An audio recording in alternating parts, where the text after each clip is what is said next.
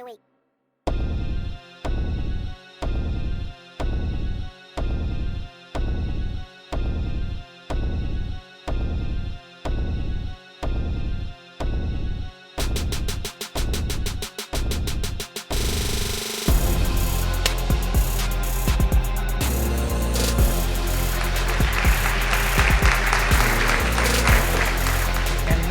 Absolutely nothing is guaranteed, even with the final proclamation. The low point of the war for the United States civilian population came in the summer of 1864, and Lincoln and many others didn't think the Republicans would be reelected that autumn. And if they hadn't been reelected, a democratic regime, I promise you, would have absolutely taken emancipation off the table if they could have done so. It would have complicated it immensely. But if the South had won, they would have been a nation, a slaveholding nation, without their partners to back them up. So we have to also remember that in 1861, despite the quibbling that we managed to continue to do, people lived in this country lived in a slaveholding nation. The South could not be the South without the North, at least as it then existed. So if they had won and gone their separate way, perhaps slavery would have lasted 20 years, but it wouldn't have been the same. It could not have been the same without the backing, the constitutional backing of the North. And in fact, when Sherman, it wasn't Sherman, it was Sherman, when one of his old friends said, remember, we grew up together, we played together, you need to help me out here. His friend was now a Confederate, as Sherman said. We are personal friends, but that's all. This is a war, and what I do has to do with me working with my government to get this war settled, to get the South back into the Union, and I'll do whatever I need to do that. So, and he made it very clear to his friend that he had lost something really important when he sided with the South. He had lost the strength, the backing of the U.S. Constitution. Christy, do you have a final comment? It's hard, isn't it? It's very hard. I think as everyone has stated, this is such a complex thing. I think we do ourselves a great disservice, whether you're the fourth grader sitting watching us or whether you're the fourth year college student participating in this. You do yourself a great disservice if you're not looking at all of these questions as you consider this. It's not simple. It is not a simple thing. And the agency that comes out of this document for all parties concerned forever changes our nation. For me, this is an important document because I can't help but project it forward. Because this is the beginning of us defining that we will be a forever free nation. It is the process, regardless of the fact that it's going to take us 100, 150 years or longer to get there. The fact is we make that commitment eventually to be that nation and to battle it out and bloody it out if we have to. And I think that can't be lost, and especially as today is tied to the Constitution Day, our thinking about the Constitution. And I don't think Ed wants us to do this, but I'm going to say it anyway. This is Constitution Day. And so this document leads to the 13th Amendment, which will lead to the 14th Amendment, which will lead to the 15th Amendment. And that's why talking about the Emancipation Proclamation today is so important. That was perfectly fine. I hereby authorize you to do that. So I think you can see that how integrated all these different elements were. And I think we should always be skeptical of anybody who wants to have a quick answer about any of these things. Well, Lincoln was just a hypocrite, or this was it had nothing to do with bringing slavery to an end, or that the enslaved people just had emancipation given to them.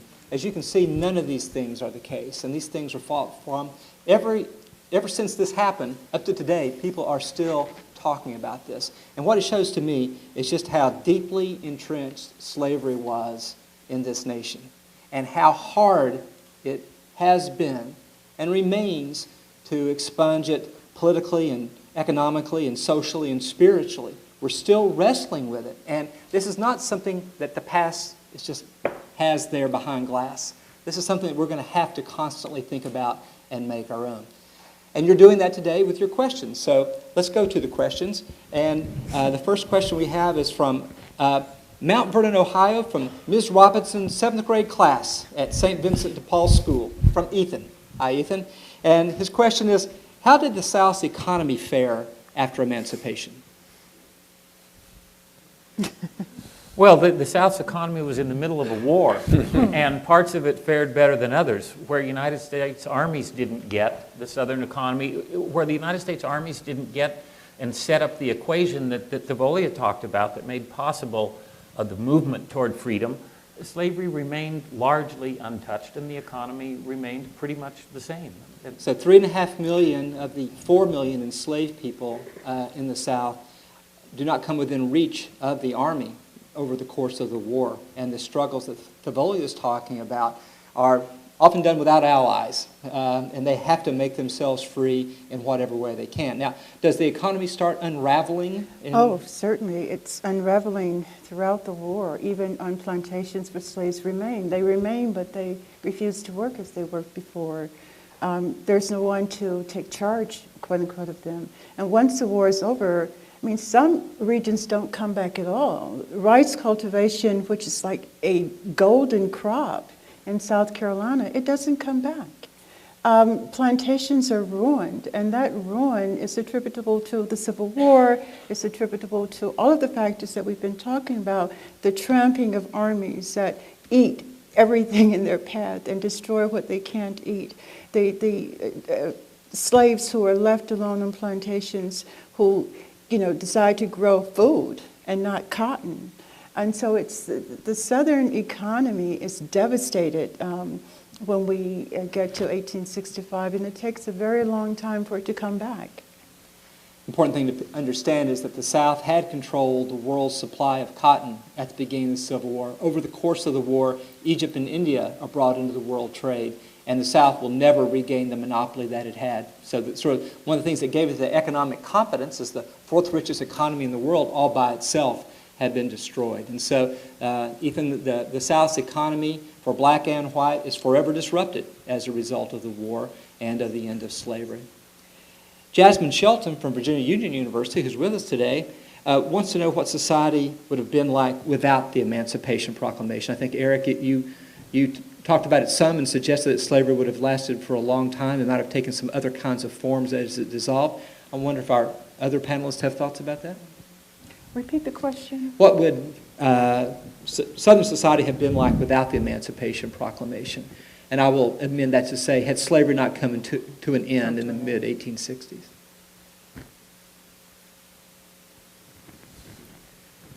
Historians only like to talk about what did happen, as best we can figure it out. It's harder to talk about what might have happened. As what might have happened.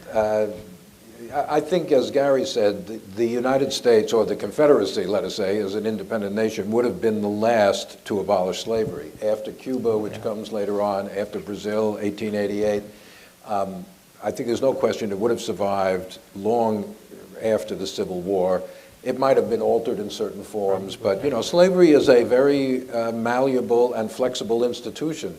And it has existed in all sorts of circumstances, in all sorts of economies, in all sorts of kinds of production. And there's no reason to think it would have suddenly disappeared if the Confederacy had won the Civil War.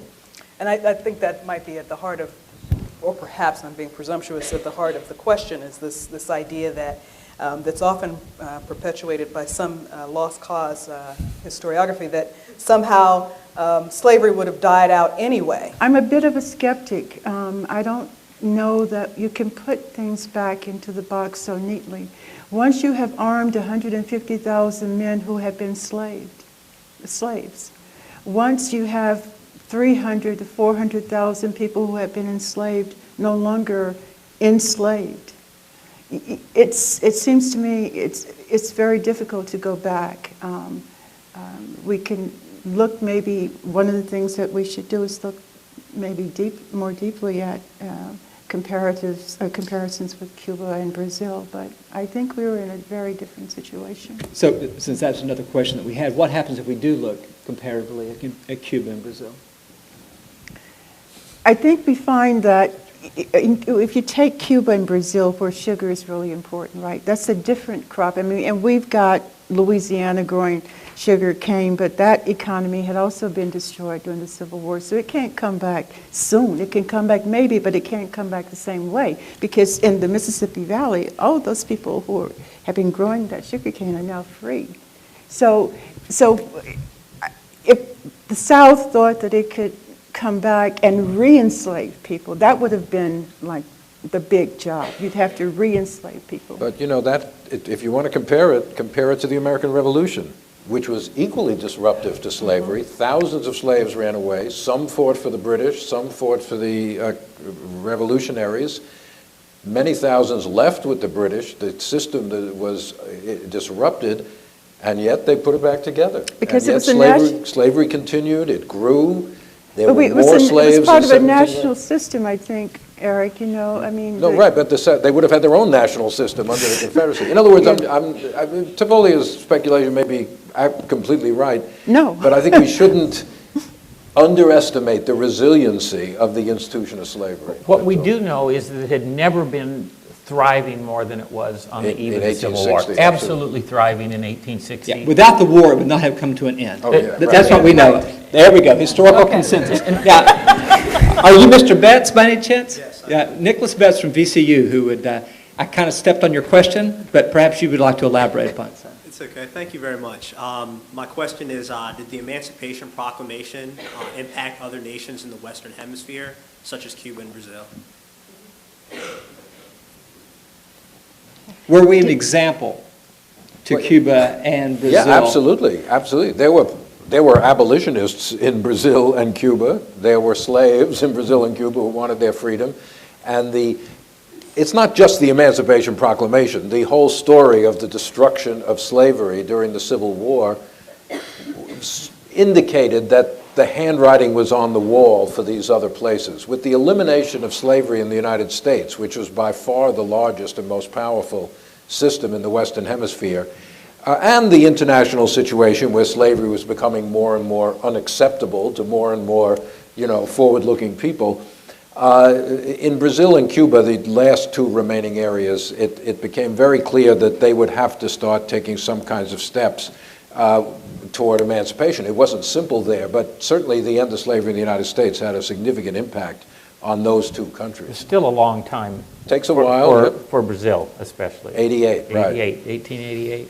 So questions are flowing in. We have them coming over Twitter, but we also have people who've come to the trouble of being here today. I'm going to privilege you over electronic communication. So please ask us a question. Human contact. Good morning. My name is Daquan Marcel Love, junior political science major, leadership studies minor at Hampton University, which is home of the Emancipation Oak, which was the first Southern reading of the Emancipation Proclamation.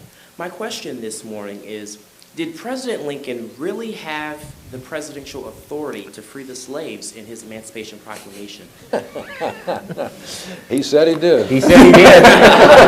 It's that war powers part of the Constitution, but he could only free them where they weren't under the protection of the United States Constitution, to come back to Thavolia's point, which is why he exempted so many places, which people accuse, they say that he's a hypocrite for that. He's playing it strictly by the constitutional book, or says. But the question is a very good one, and of course it was asked at the time. It was? Many, many times. And Democrats said no. Right. He's exceeded his constitutional powers. And that is why eventually you need the 13th Amendment, which not only covers the whole country, no exemptions whatsoever, but also ends any dispute about the legality of the Emancipation Proclamation.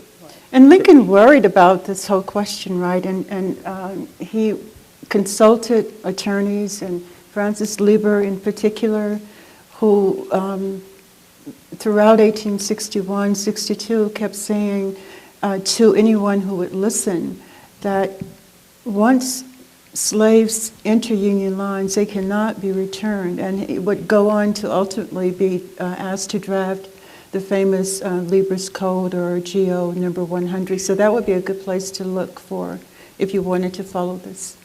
This is one reason that he only wrote one or two sentences at a time with this inkwell, is that there's so much to think about. I am going to ask a question from Twitter now. William Meredith wants to know, what did slaveholders do to avoid having their slaves set free? They fought a big war. And I guess I'm thinking about in these areas that... Some of them left. They became refugees and tried to take some of their enslaved people with them, but it was a very difficult choice because the larger planters couldn't take everyone with them. It was a risky choice that they had to make, and they found out in the long run it was usually best to stay rather than go, but that was the choice that some people made. They became refugees. Anything else? Did any strategies work other than running away? I don't think they didn't work They did. because once you become a refugee and you refugee your slaves with you, then those slaves become problems in the area that you've taken them to because they bring with them knowledge that the people, other whites where you're going, don't want their slaves to know. So you can refugee them, that doesn't work. And so sometimes slaveholders became so angry that they just said, go. And they would send them to Union lines, which would like frustrate the Union commanders who didn't want them. So it's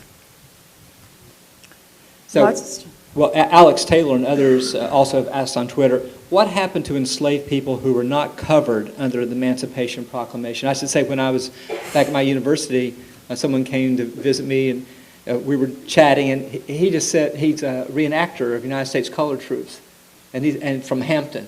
He says, I don't want to hear about this. You know, we've been, for over a year now, had risked everything to become free, and then the Preliminary Emancipation Proclamation just leaves us out.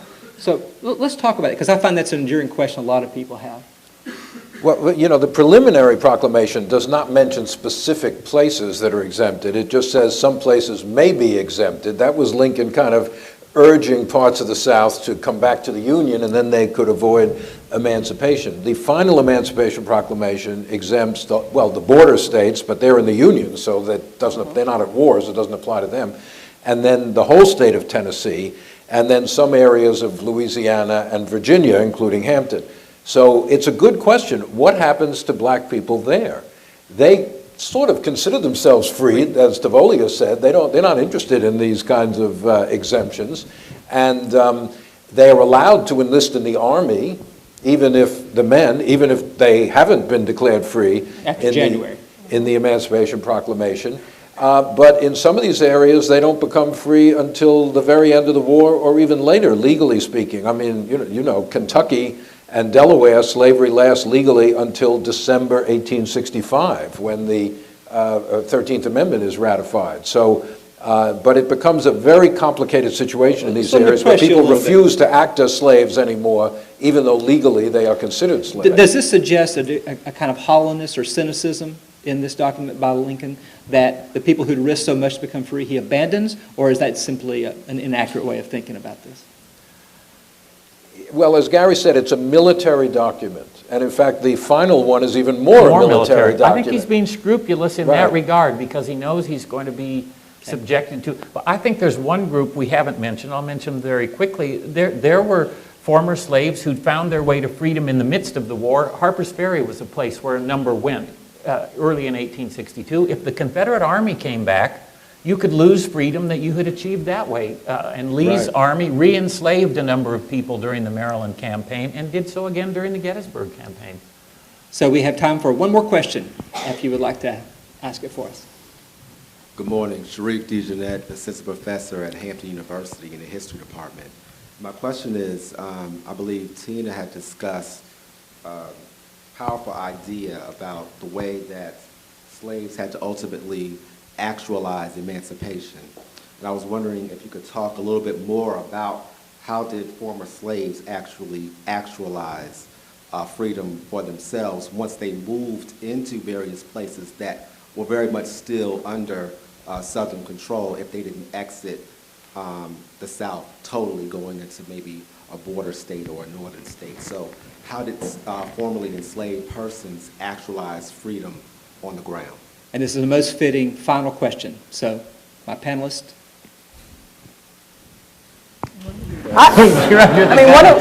One of the things that comes to my mind, of course, is looking at the Sea Isles and what happened there, because the white ownership flees the islands, and the black population stays there, and they do make this shift from tending to these rice and these cash crops, and tending to their own food, care, and preparation. They start running these properties. And these properties, he's touching me, so that means to stop talking. But you're not. Keep going, keep going. Because the show will now be over at this point, we can continue having this conversation. I want to thank all of you who tuned in through streaming and on television. Thank you so much for joining us, and I hope you'll keep thinking about this important subject. Thank you.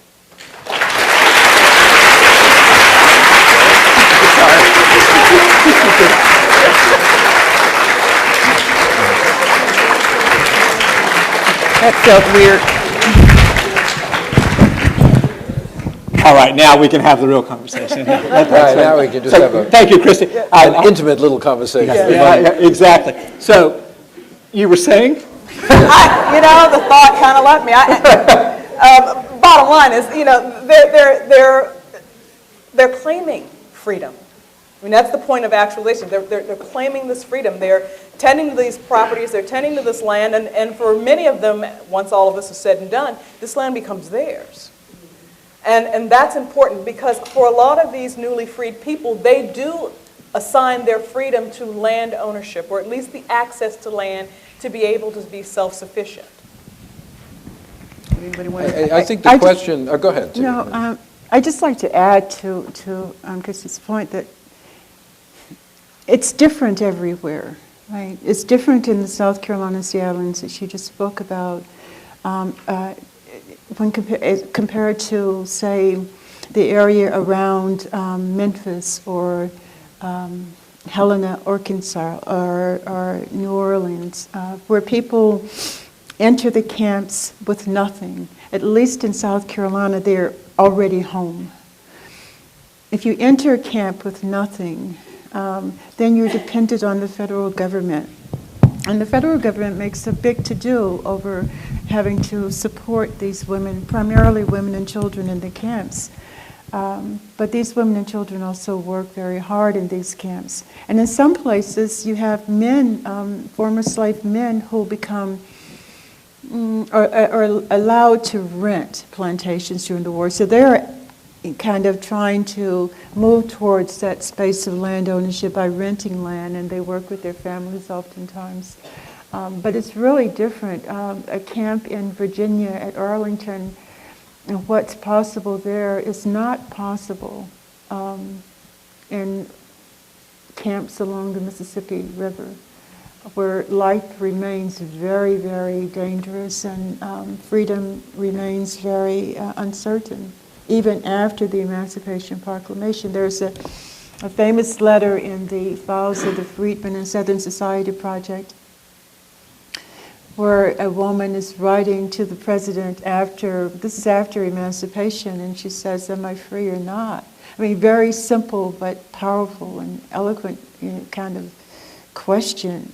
So really actualizing one's freedom, it's hard, and it's dependent on time, space, geography, if the Union Army is there or not there.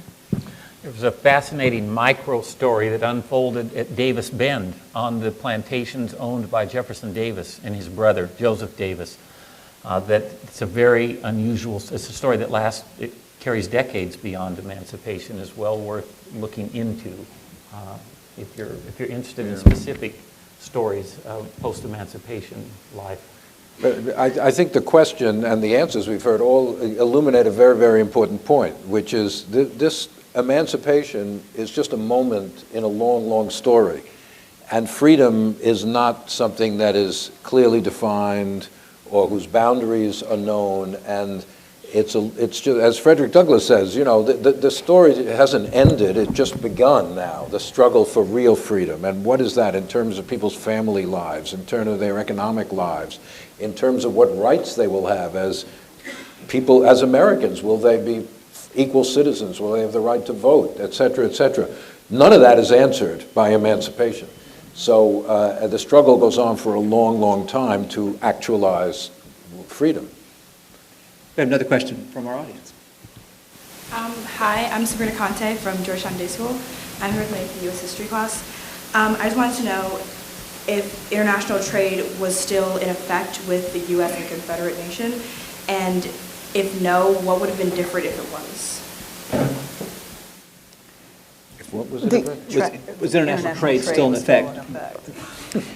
The Union blockade was, the Union had a pretty effective blockade. I mean, Southerners were able to run it, sometimes, and they were able to get ships built in Europe to help them. Good luck getting back there. Bye, Gary.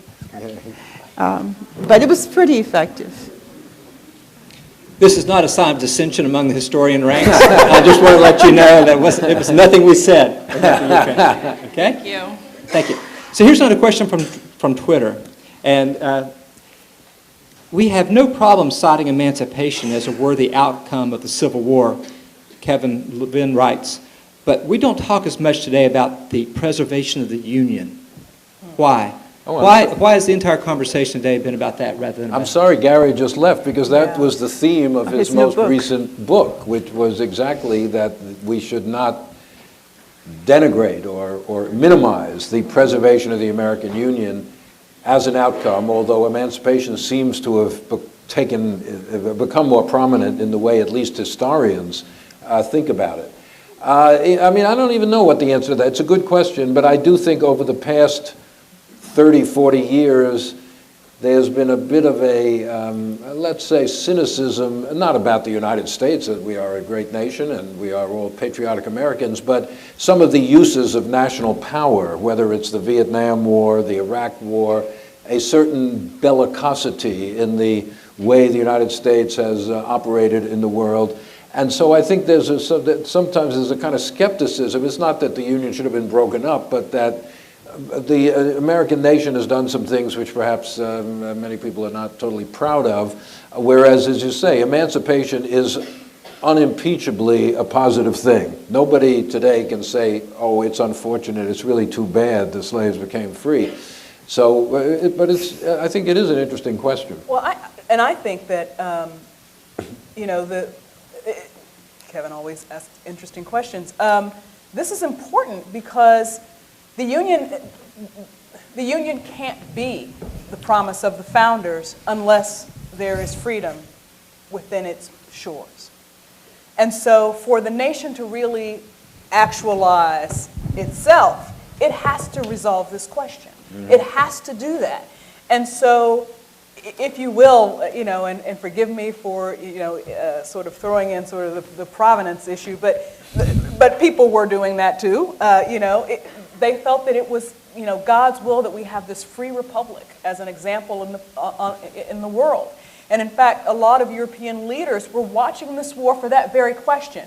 Because for them, again, emancipation, yes, there was recognition of wanting to resolve, this slavery question, but ultimately it was this idea of, could a nation founded on the idea of individual liberty and freedom actually stand? So at the heart of that aspect of the question, I think, I agree, we cannot lose that understanding as well as we consider what the Civil War does. The Union becomes perpetual because it is based on the idea of freedom, even though we will fight for what freedom means for the next 150 years. Another question from the audience. Good afternoon. My name is Sean Smith. I'm a junior women's studies major from Randolph-Macon College. And you all have articulated today that there are a variety of things that have been left out of the Emancipation Proclamation and a variety of things that we also are still attempting to understand. So my question is, how can we as a nation move forward as a more unified people when our most revered historical figures and documents are continuously distorted for political ideological advancement and the subliminal advancement of Judeo-Christian white supremacist culture? What was that last part? Subliminal effect of Judeo-Christian. Okay, here we go. Thank you. Thank you. Here we go. Question. We have answers. Yeah, I don't know if I have an answer, but thank you for the question. I'm not sure I understand the conclusion that you have made, that the Emancipation Proclamation represents somehow, I don't even know how to put it, something false, or would that be a misinterpretation? It's not so much as the Emancipation Proclamation being interpreted as false, but our interpretations of it and not fully understanding its impact on our culture and how we've kind of moved away from it. Well, you know, that's the result of a long history of what we historians call those who win certain kinds of wars. The South lost the Civil War, but it won the war in terms of what got into the history books. And it didn't matter whether the historians were writing at Southern institutions or at my colleague's institution at Columbia in New York. Don't blame me. I don't. You have made up for all of that. So these scholars, historians, just kept pounding away certain ideas like, one, slaves did nothing to affect their own emancipation, and two, the reunited Union just shows that, this was about white people, not about black people. And so this, the famous symbolic, hands across the wall, the former Confederate and former Union veterans. So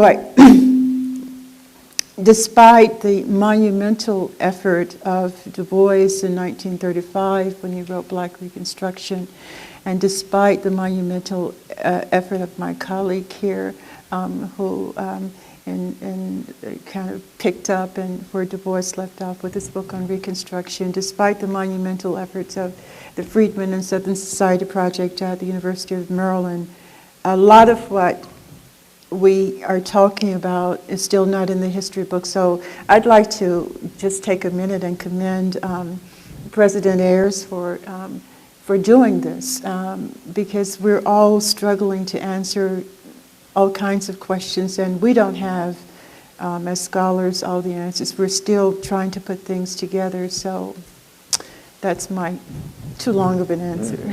Thank you very much. And I think that the answer to your question is that truth will out. That the best way to combat this is not just by saying that's not true, is to show what is true by actually understanding the past. And I think your question points to the fact that this stuff remains a live wire in American history and culture and politics. The only way to have command over it is to have command over it, to understand it. And so today we've been talking about all the complexity of it. It's not to say that there's nothing you can say about it. It's to say, don't be saying these untrue things about it, because here is the truth. So history lives. We can acknowledge it or not. If you don't acknowledge it, it owns you. So the thing what we're trying to do today and bring together these wonderful scholars is to show that it matters that you know what actually happened. It's a lot harder to fool people who know what actually happened. And as Thavolia was suggesting, this brief hour is the reflection of decades of work, generations of work by many people who have been trying to tell the truth, and we're putting the pieces together to see it in a way we've not been able to see it before. So I think that's a key question. Last time I felt that I squeezed in one question or two more, but there's not a camera running now, and someone has stood up. So I'm going to honor your question, not to put any pressure on it, but this will be the last one. It better be good. It better be good. I appreciate that. Thank you. My name is Lee Sheldon. I'm from Virginia Union University. It's more of a contemporary question. I guess, should a person of color, or anyone for that matter, still associate prejudice and racism with Confederate culture and celebration of Confederacy? Or is that misguided and it's kind of outdated and everybody's That's a key question, and I look forward to hearing my friends' answers to it. Well, I'd like to take a stab at this, because the American Civil War Center at Historic Tredegar in Richmond, Virginia, we actually were the first museum in the country to explore the Civil War from Union, Confederate, and African American perspectives. And I can tell you that when I became president of this institution, there was a considerable amount of eyebrow raising from every corner of the discussion. But I will say this, there are some very interesting recognitions that I have come to in understanding people of a Confederate mind. And that is not to say that I sympathize, but I get where this comes from, where this need to believe so intently comes from. And it comes from a place of grief. It comes from a place of loss. And it comes from a place of women who have to explain to their children, these very same women who are responsible for teaching, has to explain why someone died. Did they die for nothing? And so there's a whole since they're rebuilding institutions to begin with, they can and do begin to rebuild these institutions around this perspective. That's my view. And I will also say that one of the things that I am keenly aware of that makes it less black and white or blue and gray is that the motives of individuals are often very different from the motives of politicians or military leaders. I can accept the fact that Billy Bob went to war because he wanted to protect his home and his neighbors. It's a whole different thing to say, well, you know, I think y'all are wrong and being traitorous, and then I'm sorry, but where are you going to go? These are the people that you know and you love, and these are people who have been manipulated in many cases to participate as soldiers in this war in a lot of ways. They have been manipulated into believing if I just work a little bit harder one day, I might be a planner. Or because they're already benefiting from this slave system just in the supremacy notion that you've mentioned. So my point is, when it comes to the Confederate heritage person, and you will often see, especially if you drive, the further south you drive, occasionally you'll see those little bumper stickers that say heritage, not hate. For those individuals, that's exactly what it is. They're just honoring what their ancestors thought was right. And for me, as an African-American woman who grew up in Virginia hearing all this foolishness, to me, it is, okay, I'm willing to acknowledge that, but please don't dismiss the role and the function of our folks, because there is one thing that absolutely has driven me crazy in my field, and it comes back to this, what Marcus Wood refers to as the horrible gift of freedom. That black folk have not been a part of their own agency, and that is perhaps the most pernicious lie, I think, of the Civil War, that we were completely removed from that narrative, both as soldiers, self-emancipators, and otherwise. And so we try to put that back into the mix. And we also have to acknowledge, and do acknowledge, that for those who you know, we're the Union, we won, and we're done, you know, and we were the moral authority. No, you weren't, because as we talked about today, there was horrific racism, even in the North. I mean, you know, and there were riots and bloody beating and lynching of black people in the North in the course of this war because of this fear of what will happen. So it is too complex to ask those questions. But, you know, again, it has different meaning. You know, let me just add to what Christy just so elegantly said. We are, the second most pernicious lie to the one you mentioned, which relates to what Thavolia said, is that when African Americans did become free, they were incapable of utilizing their freedom in any constructive or productive way. They ran amok and disgraced the political system, etc. I think a good test of the degree of racism in neo-Confederate thinking or Confederate heritage thinking, and I totally accept what you said, will come in a few years when we get to the 150th anniversary of Reconstruction. Because that is an even more complicated and more controversial period than the Civil War. And I do read a lot of these. First of all, I'm the only person on this panel who is not from a Confederate state. So therefore, I may have a slightly different perspective. But, you know, let's see. From a Unionist part of the South. Right. Well, it was the capital of the Confederacy where you're there. So You know, I think it'll be interesting to see what people say in 2015, 16, 17, when we get to the 14th Amendment, which some people today want to repeal. Right. And we get to the 15th Amendment when some people today are trying to take away the right to vote from people who were enfranchised by the 15th Amendment. And are we going to hear again about how horrible Reconstruction was, how vindictive it was, how white people were punished basically by blacks being made citizens of the United States? Are we going to hear about all the corruption and misgovernment which supposedly happened then? You know, that is a view totally infused with racism, basically. So Let me tell you a story. I'm willing to wait for a couple more years, and then I will listen and see how much racism there is or isn't in the glorification of the Confederacy. And I'll end with this comment. When we do get to 2015, I look forward to people telling the story of your university, Virginia Union, that takes a former jail pen, rips the bars out of the windows, and turns it into a university. So it does make you believe in this thing. So thank you very much. Thank you very much, everybody.